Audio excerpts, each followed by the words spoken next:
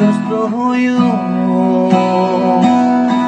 माया भन्ने चिज थाहै नपाई बस्दो रहेछ नि कहाँबाट आउँछ होला फेरि कसले